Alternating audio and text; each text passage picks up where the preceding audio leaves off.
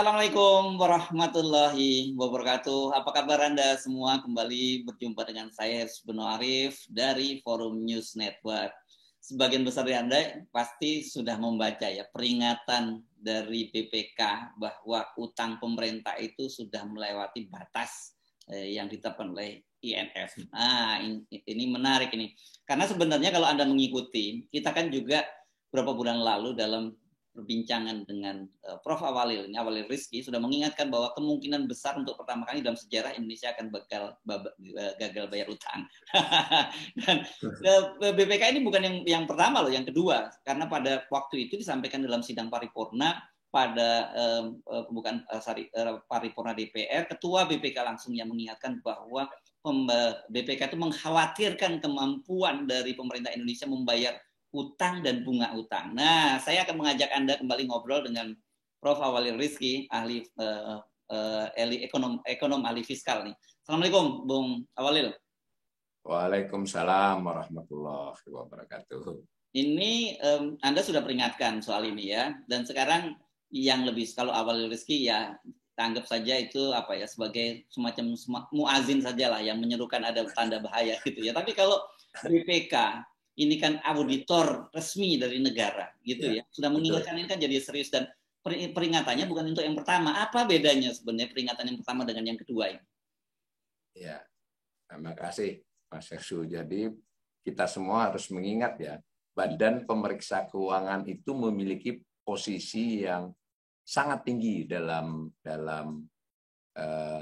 ketatanegaraan kita. Jadi dia disebut oleh Undang-Undang Dasar. Jangan lupa loh ya.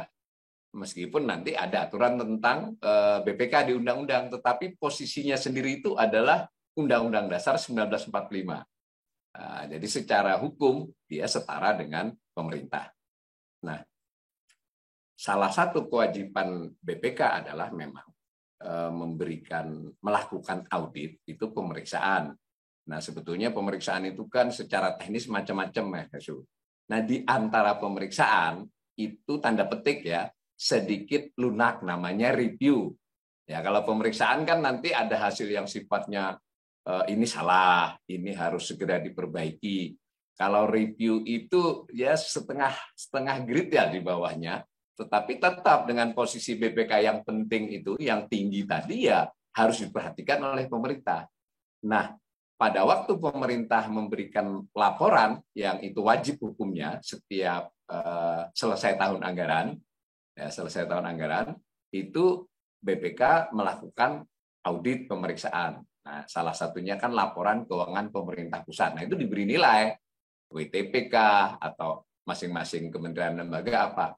Nah, BPK dalam 2 tahun terakhir, jadi 2019 dan 2020, itu tahun anggarannya. Kalau pemeriksaannya mesti dilakukan antara bulan April sampai dengan Mei, 2 bulan, pada tahun berikutnya. Itu memberikan terhadap apa yang disebut dengan kesinambungan fiskal. Jadi baru 2 kali ini Mas Yusuf dalam sejarahnya BPK. Kesinambungan fiskal sesuai namanya kan berarti maksudnya ingin mereview apakah kondisi keuangan pemerintah ya dalam kurung negara, karena dia juga menyinggung hal yang lebih luas dari pemerintah, itu akan sinambung atau tidak, sustainable. Jadi bisa saja seseorang itu atau rumah tangga misalnya, itu keadaannya baik-baik saja, tapi ketika dilakukan pemeriksaan, lalu diberi saran oleh dokter, ya kamu ini punya potensi sakit, misalnya belum sakit. Nah, kurang lebih begitu ya. Nah, kesinambungan fiskal itu lebih luas, berarti terkait pendapatan, belanja, nah dan utang. Kebetulan untuk review kesinambungan fiskal mengikuti best practices, standar internasional tentang memeriksa fiskal, itu utang mendapatkan perhatian yang sangat khusus. Porsinya banyak. Dan BPK melakukannya dengan cara-cara yang sebenarnya lazim dalam memeriksa keuangan suatu negara. Jadi dia mengikuti, ada organisasi yang namanya Intose. Ya, singkatannya nanti dicarilah. Yang penting itu Intose itu adalah organisasi BPK sedunia, sebutlah begitu. Ada memang yang nggak anggotanya. Nah, BPK pakai standar dia. Si Intose buat standar bagaimana? Intose merujuk kepada beberapa lembaga internasional yang kredibel dalam bidang utang misalnya. Salah dua yang disebut ukuran oleh Intose, lalu Intose dikutip oleh BPK, itu adalah IMF, yaitu International Monetary Fund, dengan International Debt Relief, itu organisasi yang khusus dari World Bank untuk utang. Kurang lebih begitu. Nah, menurut saya BPK ini ya tidak berprasangka, dia pokoknya periksa keuangannya, lalu dikaitkan dengan best practices, standar tadi, acuan tadi. Nah, diberikanlah penilaian. Sebetulnya sudah diperingatkan sejak 2019, tapi bolehlah 2019 itu lampu kuning ya, kurang lebih begitu kalau saya bacanya. Akibat pandemi, kondisi memburuk. Sebutlah di 2020 yang hasil pemeriksaannya bulan Juni, yang disebut tadi pleno tadi bulan Juni, beberapa bulan yang lalu, itu ya sudah lampu merah kalau saya bacanya. BPK tentu tidak bilang begitu. Nah, berjalan sekarang, berarti sudah berjalan, anggaran kan sudah sampai November toh, ini Desember kita masuk. Nah, kelihatannya BPK merasa perlu mengangkat kembali yang hasil 2020 karena tampaknya, ini subjektif saya menafsirkan, karena kebetulan ketika ada berita, nah itu bedanya mungkin pengamat dengan netizen ya. Jadi mungkin juga mudah-mudahan netizen tertarik nih pemirsa. Saya lalu mencari laporan aslinya gitu loh. Nah, saya baca, oh ini maksudnya BPK, saya tafsirkan, mengingatkan kembali ini karena tampaknya ya toh keadaannya memburuk dari 2020 untuk 2021. Tentu BPK belum berani ngeluarin angka karena dia hanya boleh mengeluarkan angka, wajib mengeluarkan angka kalau sudah selesai tahun. Makanya disebutnya itu pemeriksaan semester 1. Nah, angkanya kan belum ada. Kurang lebih menurut saya menangkapnya begitu. Berarti yang dia peringatkan untuk kejadian, untuk kondisi sampai akhir 2020 itu berjalan 2021. Kelihatannya bukannya membaik, tetapi memburuk. Kelihatannya begitu kalau saya subjektifnya. Oke. Nah, coba Pak. Kan gini, karena Anda tadi menyebutkan bahwa tidak ada pretensi apapun dari BPK. Jadi dia memang membaca data-data dan kemudian kaitkan dengan standar internasional dan melihat bahwa ini rawan, kan begitu. Nah, oke, kita review kembali sebenarnya angka-angkanya seperti apa sih, Bung Awalil, itu sehingga kok kemudian ini BPK, saya menyebutkan ini sangat khawatir ya kalau sudah sampai 2 kali mengingatkan itu ya. Iya, sekali lagi sebetulnya kalau kita baca laporan BPK yang review tahun 2019 dan juga 2020, itu menurut saya tidak usah pengamat fiskal Pak Ersu kalau mau baca, dan tidak terlalu tebal. Laporannya itu hanya sekitar 60-70 halaman dan sebagiannya kan tanda petik basa-basi birokrasi kan. Laporan inti hanya beberapa halaman, dan bagusnya menurut saya reviewnya BPK itu adalah penuh dengan tabel yang disebut angkanya. Jadi sehingga kita bisa memudahkan kita. Nah, dan dia pun fokus. Sebetulnya banyak yang namanya indikator utang itu menurut textbook itu banyak sekali. Nah, BPK fokus kepada indikator yang memang sangat ditekankan oleh tadi Intose tadi ya. Nah, ya satu yang disebut dengan indikator kerentanan utang.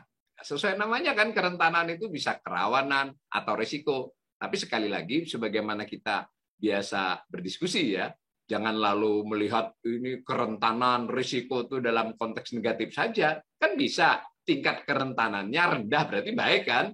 Tingkat risikonya rendah itu berarti baik. Jadi kata-kata rentan dan risiko itu netral. Tinggal nilainya berapa. Nah, sayangnya untuk kali ini kata-kata kerentanan yang bersifat netral itu diberi nilai oleh BPK tadi berdasarkan apa? Nah, yang diambil dari sekian banyak itu tiga yang memang paling sering dipakai. Yang disebut kerentanan itu, satu, BPK melihatnya dari apa? Dari pembayaran bunga utangnya pemerintah, utang pemerintah, bunga ya, dibandingkan dengan pendapatan. Masuk akal kan? Jadi karena pendapatan itulah yang dipakai untuk membayar bunga utang. Itu berapa persen? Kemudian BPK juga memakai ukuran yang dikaitkan dengan jumlah utangnya. Jumlah utang di akhir tahun itu berapa, pendapatan berapa. Masuk akal ya? Kalau rumah tangga, ya utang berapa, pendapatan setahun berapa. Itu. Yang ketiga, ya ini yang paling urgent sebenarnya, kemampuan membayar beban. Karena utang itu sebetulnya bukan sisa utangnya yang penting, tetapi beban kewajibannya. saya misalnya punya utang 10 miliar, tapi utang 10 miliar itu setelah saya periksa, itu jatuh temponya harus membayarnya setahun lagi, 5 tahun lagi. Itu dengan pendapatan saya, itu kelihatannya saya akan mampu membayar. Tapi saya punya utang 10 juta, tapi jatuh temponya besok jam 6 pagi. Sementara saya tidak ada tanda-tanda memperoleh pendapatan 10 juta. Nah, itu pentingnya. Namanya, kalau bahasa kerennya itu debt service ratio ya. Tapi sederhananya adalah mengaitkan beban utang, beban kewajiban, yaitu melunasi pokok utang, ditambah dengan bunga, dikaitkan dengan pendapatan. 3. Nah, hanya ada angka yang sedikit teknis ya, yang saya sendiri saja juga masih mempelajari. BPK mengangkat, ini khusus tahun 2020, 2019 dia belum pakai, yang disebut dengan indikator kesinambungan fiskal. Kalau kesinambungan berarti nggak hanya mengkaitkan utang, nggak hanya mengkaitkan pendapatan, tetapi kaitkan juga dengan belanja dan seterusnya. Itu ada angka yang disebut 4,27%. Jujur saja saya juga masih ngitung-ngitung itu. Tetapi sama, dia kembali melihat ukuran Intose. Ternyata menurut Intose, kondisi yang aman itu nilainya harus negatif. Kurang dari 0. Lah ini 4,27, termasuk berbahaya. Nah, hal-hal seperti ini dilakukan. Tapi saya ingin menyederhanakan angka-angka itu. Maksudnya sederhana banget.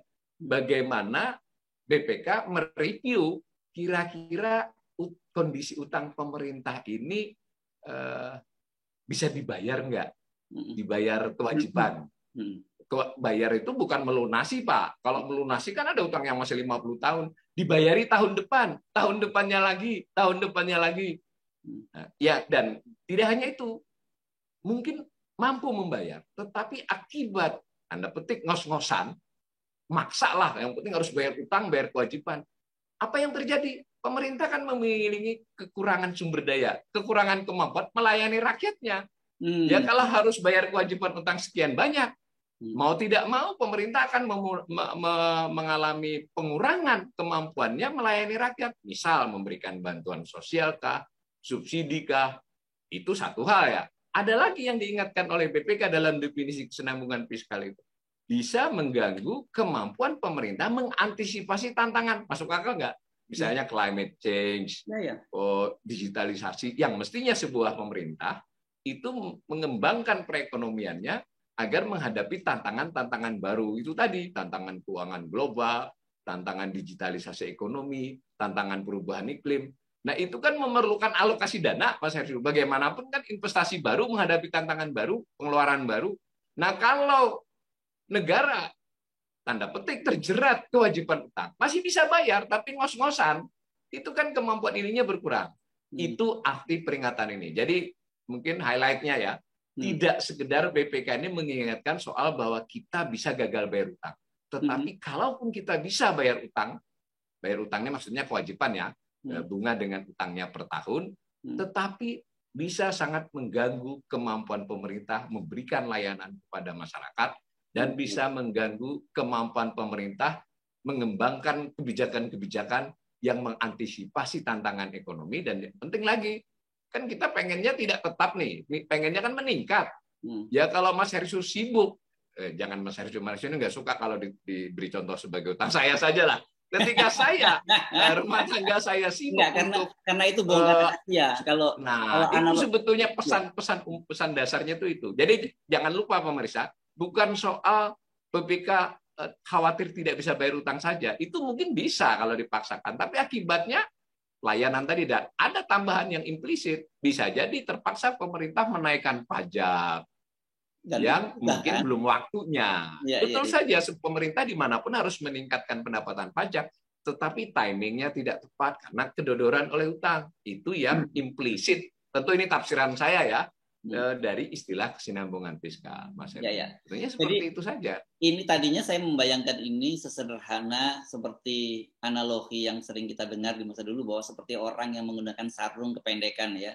Kalau ditarik ke atas untuk nutupin pusernya, bawahnya kelihatan. Kalau diturunin untuk nutupin bawahnya, pusernya yang kelihatan gitu. Tapi ternyata nggak sesederhana itu ya. Jauh lebih serius karena ini berkaitan dengan kemampuan sebuah negara gitu ya. Nah, ini kan gini, dari data-data kan Anda pernah menyebut bahwa waktu itu Anda melihat indikasi bahwa untuk pertama kalinya dalam sejarah pemerintah akan gagal bayar utang? Karena Anda mengingatkan seperti itu ya. Nah, apakah angka-angka yang seperti Anda sebut tadi itu, yang Anda sudah sebut bahwa kemungkinan kalau bisa bayar juga ngos-ngosan dan sebagainya, itu jauh lebih serius dari prediksi Anda, atau seperti apa sebenarnya? Ya, kalau sebenarnya masih sama saya. Saya waktu bersama-sama Mas Hersu beberapa bulan lalu itu, ya tugasnya ekonom itu ini penting juga nih ya. Karena kadang waktu saya baca YouTube-nya rekaman dari Mas Hersu ini, kadang-kadang saya sedih juga ya. Ketika saya sebagai pengamat ya diperlakukan oleh, mohon maaf ya, ini Bu Serp yang lalu melihatnya ini soal kebencian. Enggak, kan saya mendefinisikan saya ekonom, itu saya merasa salah satu kewajiban saya menyampaikan berita buruk, ramalan buruk. Tapi bukan dukun, Pak. Saya lebih senang ramalan saya itu keliru.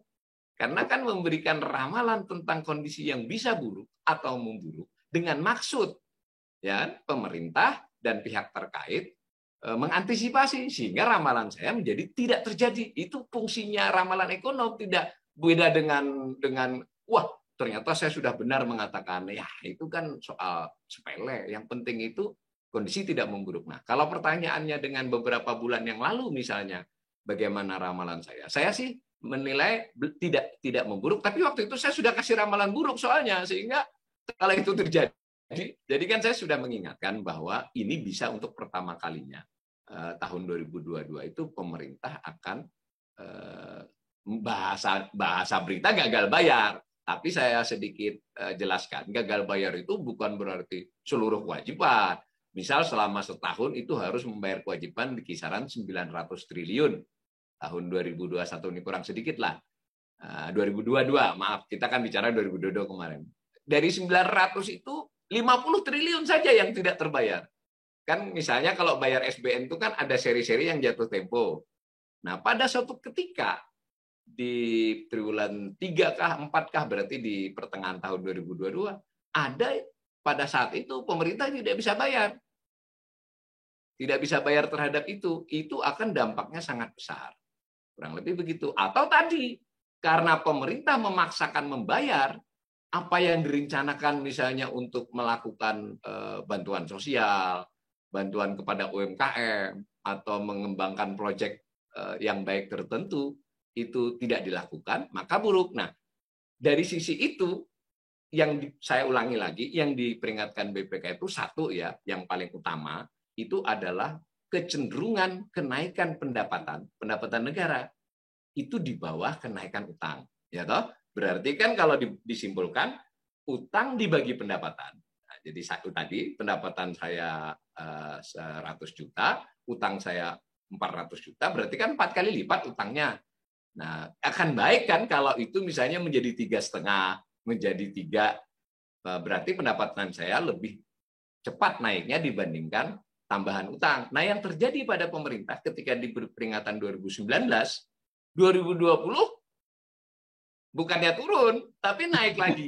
Nah, 2021 BPK belum berani mengeluarkan angka. Ya, keluarkan angka. Contoh dalam hal posisi apa tadi? Utang dengan pendapatan. Pada tahun 2020 ketika diperiksa BPK itu 368,99, kita sederhanakan 370%. Berarti utang itu 3,7 kali lipat dari pendapatan. Nah, mestinya dengan peringatan itu bagaimana caranya di 2021 jadi 3,5 kah, syukur lebih rendah. Ingat, 2020 itu naik pesat salah satunya memang karena pandemi. Tetapi perhitungannya kan pandemi melandai atau setidak-tidaknya programnya itu bisa mulai terukur. Waktu ibaratnya itu kalau kita keluarga itu dapat musibah, pada saat musibah kan kita tidak cukup teliti, apapun kita lakukan demi menyelamatkan diri. Tapi ketika musibah mulai berakhir, usaha memulihkan kan bisa ngukur. Nah, apa yang terjadi? Ternyata menurut perhitungan saya nih, BPK belum ngitung karena dia nggak mau kalau belum selesai. Dari angka-angka yang sampai kita bicara ini, terulang lagi bahwa ternyata tambahan utang di 2021 ini akan lebih besar persentasinya ya dibandingkan dengan pendapatan, sehingga rasionya akan di 407%. Kalau ini bulan Desember nih pemerintah sedikit dan mulai nih peringatan ini ada baiknya Mas Hersu. ya tentu bukan karena oleh kita saja ya, orang-orang seperti saya, dan yang lebih penting oleh BPK, sebenarnya sudah ada usaha. Tapi menurut saya agak terlambat. Usahanya dilakukan di Oktober, November, Desember ini. Mestinya kemarin bisa sampai 410. Kelihatannya kalau berhasil tetap 400%, 4 kali lipat. Tadi kan 3,7. Nah, sejauh ini APBN kan sudah diketok untuk 2022, bukan 2021 loh. Kan bisa dihitung lagi tuh, mau berutang berapa, pendapatan berapa. Kalau pendapatannya sesuai target, utangnya sesuai rencana, hasilnya naik lagi 4,3 kali lipat. Sebetulnya saya sudah punya proyeksi Mas sampai 2026. Memang akan melandai di 2023, tetapi untuk mencapai di bawah 4 kali lipat itu kita mungkin perlu di tahun 2025-2026. Wah. Itu pun nah, kalau tidak ada masalah baru di periode ini, contoh satu. Contoh dua lagi, bunga. Kan tadi kuncinya pendapatan, bunga kan. Nah, bunga ini karena kita waktu itu berutang ya mendesak ya, dan sekarang pun masih mendesak. Pemerintah ibaratnya kalau terpaksa ya berapapun yang kira-kira orang mau mengutangi bunga, itu daya tawarnya tidak cukup besar. Main tabrakan jadinya ya. Keinginan untuk menurunkan memang tidak naik banget, tidak naik sekali. Kenapa tidak naik sekali? Karena ada Bank Indonesia. Kesepakatan dengan Bank Indonesia bunganya lebih rendah. Seandainya nggak ada Bank Indonesia ini melesat. Nah, kita masih membayar bunga yang cukup tinggi. Akibatnya kan pembayaran bunga selain karena jumlah utangnya yang bertambah, suku bunganya tidak bisa turun. Ya kenapa tidak bisa turun? Yang butuh pemerintah. Nah, akibatnya bunga di tahun 2021 ini dan nanti 2022 sudah ada angka perkiraannya dari pemerintah, bukan dari saya, naik. Nah, tadi pendapatan memang naik, tetapi kecepatan naiknya bunga lebih besar daripada kenaikan pendapatan. Akibatnya rasionya naik lagi. Tadi saya lupa menyebut. Ketika tadi kita 370%, 3,7 kali lipat, lalu akan menjadi 4 kali lipat di 2021. Dua lembaga yang disebut oleh Industri sebagai acuan, yaitu IMF dengan IDR, itu memberi batas. IMF itu mengatakan pengelolaan keuangan utang yang aman itu rasionya 90 sampai 150%. Kita ambil yang atas ya. Jadi yang aman tuh 1,5 kali lipat lah. Ini 3,7 kali lipat. Nah, lalu si IDR juga nggak jauh, 92 sampai 167, 1,67 kali lipat. Kita sudah jauh kan. Nah, bunga juga begitu. Karena bunga ini dibayar oleh pendapatan, dianggap begitu. Si IMF ini memberikan acuan 7 sampai 10%. Berarti 10% itu batas atasnya. Nah, lalu si IDR lebih konservatif, 4,6 sampai 6,8. 6,8 ya. Tadi berapa? 2020 saja sudah 19,06%. 19%. Kenapa 2019 juga sudah diperingatkan? Karena sudah 14%. Ternyata akibat pandemi kan langsung menjadi 19%. Nah, diberi peringatan 2 kali. 2021 ini akan 21, Mas. Nggak bisa kan? Nah, 2022 akan turun. Sementara dari perhitungan APBN naik jadi 22. Jadi saya kira relevan itu BPK mengingatkan. 2 ya, yang ketiga. Jadi 3 ini penting banget memang. Ya. Ketika beban utang, kewajiban utang dibagi pendapatan, itu lebih sederhana sebetulnya. Kalau rumah tangga, itu kan harus membayar cicilan pokok dengan bunga selama setahun berapa? Pendapatan dia setahun berapa? Masuk akal ya? Nah, itu ada batas yang juga diberi rekomendasi. Rekomendasi itu bukan soal kalau melanggar akan menyalahi hukum. Nggak ada soal hukum, namanya juga rekomendasi. Kira-kira kata dokter, kalau tekanan darah yang ideal buat Pak Hersu itu sekian, ya toh, saturasi oksigennya sekian, dan seterusnya. Ini diberi batas 25 sampai 35. Berarti 35 batasnya ya. Kemudian si IDR itu 28 sampai 63 ya. Apa yang terjadi? Tahun 2020 itu 46,76%. Sebetulnya 2019 sudah 42,74, berarti di atas IMF. Memang masih sedikit di bawah IDR yang 63. Cuma pergerakannya menuju ke 63, jadi menuju ke batas atasnya IDR. Kenapa? Karena di tahun 2021 ini kemungkinan besar akan 49, 2022 akan ke 50. Jadi meningkat. Jadi kembali saya tekankan, peringatan BPK ini kan relevan sekali karena setelah diberi peringatan pun gejalanya tidak turun. Nah, saya sedikit agak highlight lagi BPK ini. BPK tentu memakai bahasa-bahasa formal yang apa ya, santun dan ya tidak mungkin kan. Tetapi saya menyangatkannya, membaca secara subjektif. Salah satunya adalah BPK tidak terlalu banyak menyinggung soal rasio utang atas PDB. Ini penting loh ya. Tidak banyak ya disinggung, tapi sementara itulah yang menjadi andalan utama penjelasan pemerintah. Aman, aman, aman karena rasio PDB kita rendah dibandingkan negara lain. Kita tidak melanggar undang-undang keuangan yang 60%. Rasio PDB kita baru kisaran sekarang ya, sudah meningkat juga sebenarnya, 39,4%, mungkin ke 40 lah. Nah, padahal lebih relevan 3 indikator ini tadi. Karena kan PDB itu tidak langsung menggambarkan kemampuan membayar utang pemerintah. PDB itu adalah pendapatan nasional, Mas Hersu. Kan kita rumah tangga, ada pemerintah, ada rakyat, ada korporasi. Nah, ibaratnya si pemerintah ini kepala rumah tangga, Bapak.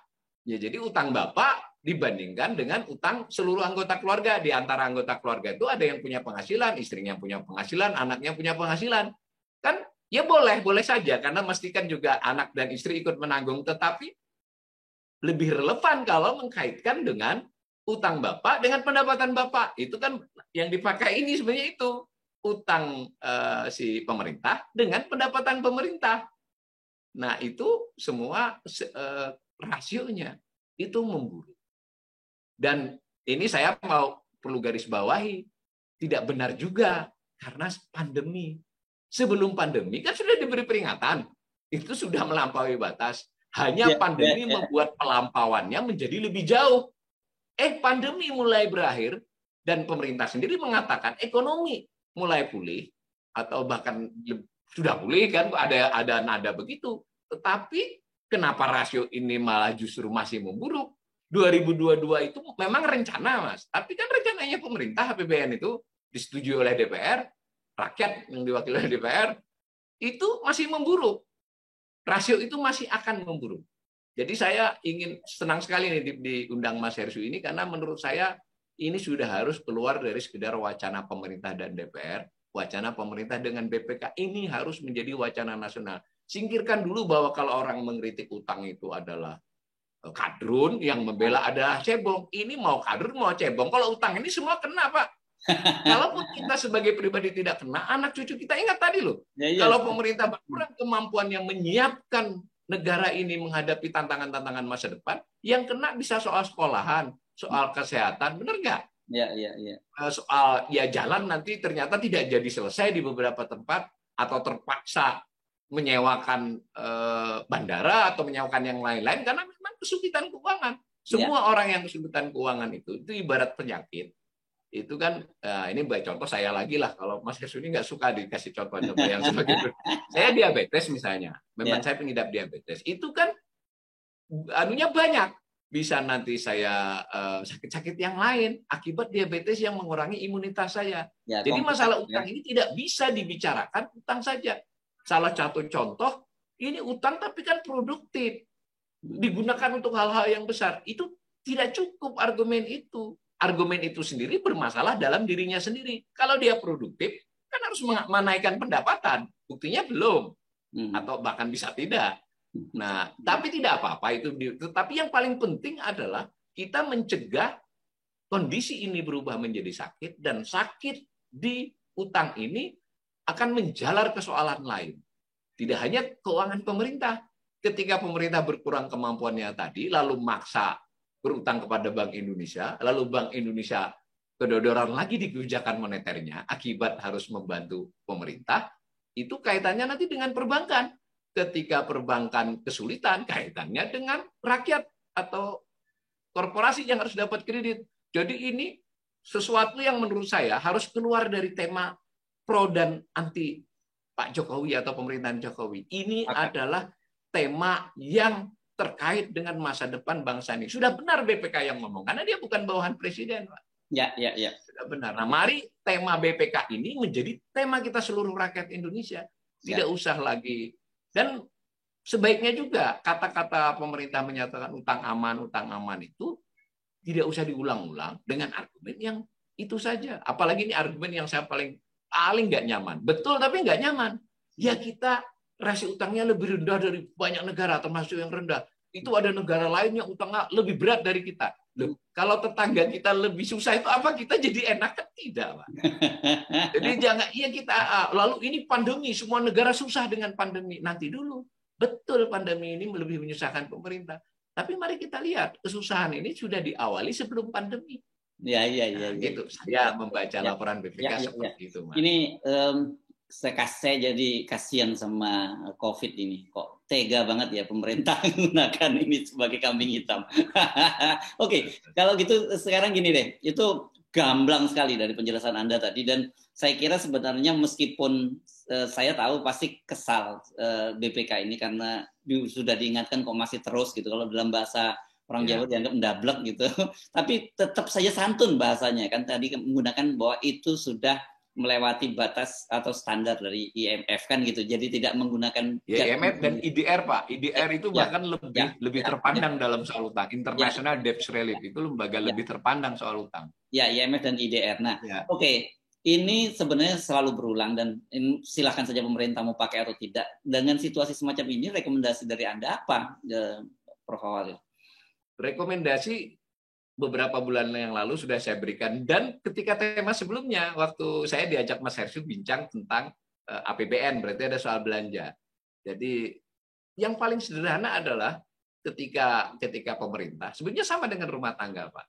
Utang itu kan akibat dari soal pendapatan dan belanja. Jadi kalau rumah tangga ataupun perusahaan, dan berlaku juga untuk negara, tentu dengan kompleksitas lebih banyak, kalau situasinya begitu, maka pendapatan memang harus dinaikkan. Tetapi ketika pendapatan ditingkatkan, harus dipilih-pilih juga. Karena kalau pendapatan asal meningkat, ternyata membebani rakyat, kan masalah lagi. Nah, dengan cara menghitung begitu, harus diakui dalam kondisi yang masih mau memulihkan pandemi ini, tidak mungkin pendapatan dibuat melesat, Pak. Kecuali mau menyusahkan rakyat. Nah, karena itu kita tetap harus realistis pemerintah. Pendapatan ini naiknya sekian. Maka pilihan yang paling mungkin adalah soal belanja, benar nggak?